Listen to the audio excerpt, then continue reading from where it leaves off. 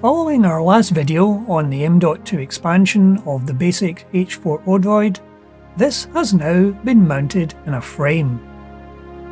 If we look at the underneath of the motherboard, where we have added the 4x1 M.2 expansion card, I have removed one of the M.2 SSDs to free up a slot from an M.2 SATA card to provide 6 SATA ports.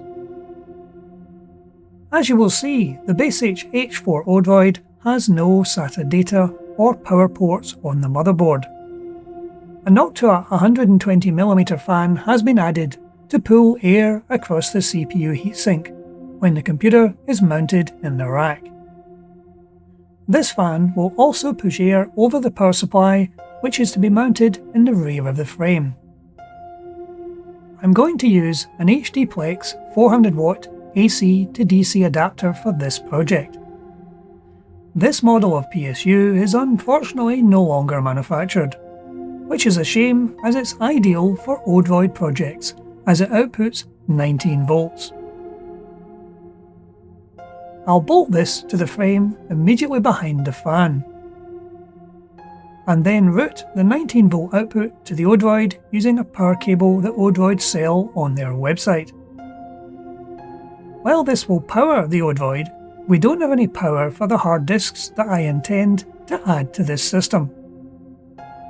To resolve this, I'm going to use another power supply from HDPlex, the 200W DC to ATX converter, which we've covered in a previous video. This takes 19 volts as an input and will supply all the voltages needed by a modern motherboard, as well as SATA power cables. To mount this in the frame, I'm going to use an ATX breakout board, which will hold the HDPlex PSU and also provide an easy way to test voltages before the first power up. I'll mount this behind the AC to DC adapter, which has now been bolted into place along with the mains connector. The 19 volt output from the AC to DC adapter needs to be split in two, one to feed the Odroid and one to the DC to ATX converter. This will allow us to power as many SATA hard disk drives as we need. The SATA drives I'm going to be using draw a maximum of 2 watts each. That's the ATX breakout board mounted at the back of the frame, so we can now plug in the 200W PSU. I'm going to initially mount 2 SATA hard disk drives in the front of the frame, beside the Odroid motherboard. Directly mounting the M.2 SATA 6-port adapter on the underside of the Odroid would not leave much room for the SATA data cables. While I could use longer standoffs to raise the motherboard up, I decided to use an M.2 riser cable. This allowed the SATA port adapter to be mounted at the side of the fan, which also allowed 6-inch SATA data cables to be used.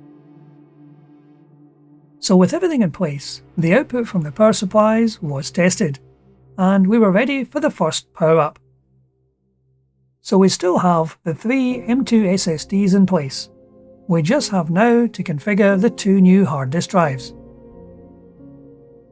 Windows has recognised that we have 2 new disks, which we can now add to the system as disks 3 and 4. I'll set them up as simple volumes and name them SATA 1 and SATA 2. So let's see how performant these new drives are in this configuration. So we'll run Crystal Diskmark on them both. If we compare the results to those we obtained from the M.2 SSDs in the previous video, we'll see that the hard disk drives are considerably slower.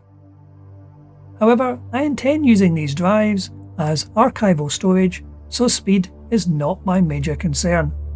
So what we've achieved today is the addition of 2 SATA hard disks to an Odroid 4, which had no SATA ports on the motherboard.